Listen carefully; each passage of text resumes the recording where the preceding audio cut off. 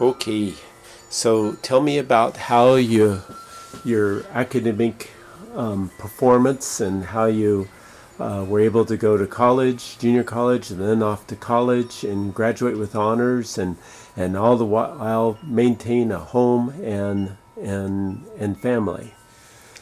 Well, I didn't do diddly when I was a high school student. I didn't finish high school, of course.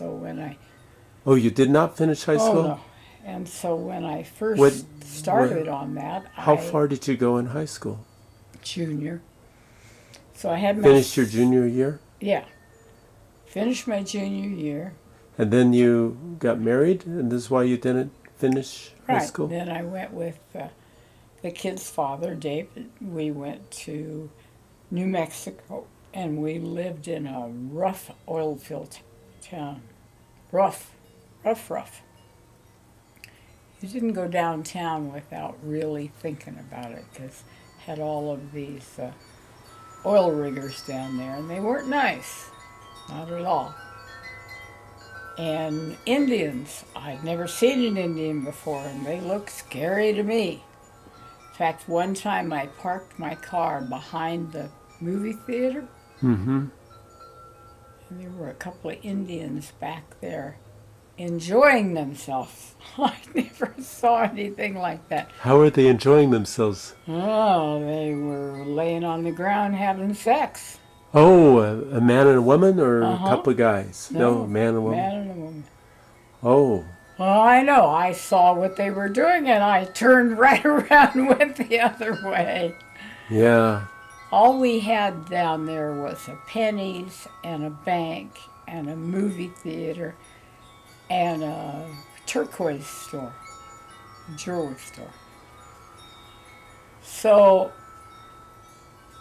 I always did want to kind of finish my high school at least, and so when we were all settled over here, I joined the high school class at night over at the high school. It was all adults. A Mm-hmm. couple of the women were big and pregnant. And, I did okay, I think, which has encouraged me then to go to the junior college. And then they offered me a job over there. They found out I had had a print shop, and so they gave me a job in their little printing company that was at the college. Okay. And that is fast forward the story, and No, that's how no, I you met had, Dick. oh, you met him to the print shop. Yeah, I did. Yeah. There were things that were too complex for us to print, and I'd put him in the back of my car and drive him over to his print shop, and he'd print them. So that's how I met him. And I And found out I was not dumb. I always thought I was dumb, mm-hmm. you know. And I found out I wasn't dumb at all, and I started getting A's, and I made friends, and eventually I graduated with honors, and then went to UNLV and graduated there with honors. Hmm. So the kids were at home, and you were taking care of them, and also going to the community college. And on the weekends, I was giving birthday parties with my oldest daughter, Kathleen. Oh, wow. And then, okay, and so then you went to the University of Nevada, and how long were you there? A little over 2 years. I was really fortunate. Somebody took a shine to me in the office, and they said, "We can get cooperative educational credits for you from working for the Girl Scouts." And I did a lot of Girl Scouts. We went camping and went places and went to Disneyland more times than I want to remember. And they gave me 20 work credits for doing that. For Girl Scouts. Wow. For girls. And how did that apply? It was humanities or I something? had to write up a thing describing what I did. Mm-hmm. And at that point, I changed to a teaching degree because I really thought I would teach. Oh, okay. So you're training to be a teacher. Yeah, vocational educational teacher. Oh, okay. Yep. What was going to be your vocation? Working with handicapped kids, English, anything they needed to learn. Okay. So you're learning to be a teacher for special ed children, Yes, to teach them occupations. yes. And I actually never did that because in the meantime I met Saul. Hmm. In the meantime I got old enough to have Social Security and he had Social Security and that's what we lived on. Oh, okay. So, Yeah, that means you took Social Security when you were 62? yes, I Early, think so. early Social Security? Yes. Yeah. Wow. So it took you a while to get a college degree. You weren't like right at 22 getting a college degree. You kind of took a lifetime there. It did. Yeah, but you were determined to get it. I was determined to graduate, absolutely. Yeah. Yep. Yeah. And I liked it out there. I didn't teach all that much at the university. I taught pottery, for one. And I And there was another class you taught. You go in the morning and then the evening you would teach the class. yes, that was out at community. What was that class? Graphics Oh, okay. For printing? for printing. Yeah. And I taught a And class you're a of little men bit how to operate a little press. Well- You know. offset press? Yeah, in fact, I got a couple of scars to prove it. And I taught adults that needed a job, and it was a vocational education class, and these women and men just weren't able to get employment, but by God, I got a lot of them into. One of them went to work for the RJ, one of them went to work for the power company, and one of them went to work, two of them went to work for I was very proud of the fact that I got these ladies or men that had never held a normal job into a normal job, and they stayed with that job for years and years. Do you make the phone calls and arrange? Oh, I made the appointments. I talked to people. I did everything I could do to get those folks on. Okay. So you were helping place them into jobs when you were in, and that was at the junior college? Yes, from the junior college. Sounds like the junior college was a pretty good college. It was. Yeah. Yeah, it was. And by this time, the kids are older. Shannon, they opened a dental. While I was there, they opened a dental department. Mm-hmm. Shannon decided she wanted to be a dental hygienist. So they only took so many. And she said to me, I was coming down the hall out there, and she said, Mom, I didn't make it. And some other instructor saw me after a while, still walking down the hall. She says, isn't that wonderful about your daughter? And I said, she didn't get in. She was the first alternate, didn't get in. She said, oh, yes, she did, because I know one of those girls is going to get married instead of go to school. And Shannon got accepted into the dental hygienist program.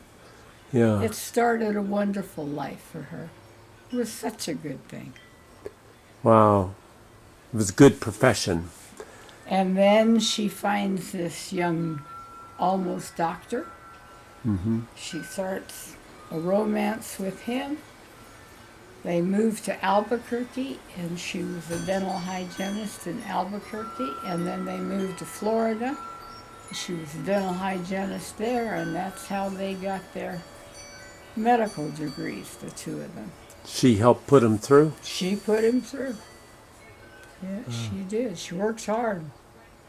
Yeah. In the meantime, Bridget was still the only one here, and Dick took quite a shine to her. He helped her a lot, and she finished high school, and she found Steve, who she's still married to. It's been a good life. That's good to hear. It's been a good life. Yeah. Kids would come and ride the ponies, or we would give a few parties. And How much does it cost for a party right now at JR Pony Ranch? $400. And that's for how many people? 20 kids and whatever parents come with them. Okay, 20 kids plus their parents. Mm-hmm. And then they get, what do they do at JR Pony Ranch? Well, they come to start with, they come and Kathleen talks to them and tells them where the bathroom is and stuff like that, and where they can go, what they can do and what they can't do. And then I line them up by the gate, and we usually have one little teenager employee, and walk them around the corral, 3 or 4 times around the corral on a horse. And that's big stuff for them. Oh, they get on a horse and ride the horse? Oh, yeah. A little pony? Well, we have standard ponies, 2 pretty good sized ponies. Yeah, So you've got regular Shetlands, which are small, right. and that was the ponies that I used on the wagon. The people bring their own food, but Kathleen cooks it. So they eat. If they want to, they open presents. And then I bring the wagon up to the side gate. They load onto the wagon, and I go out in the field and give them a ride on a covered wagon.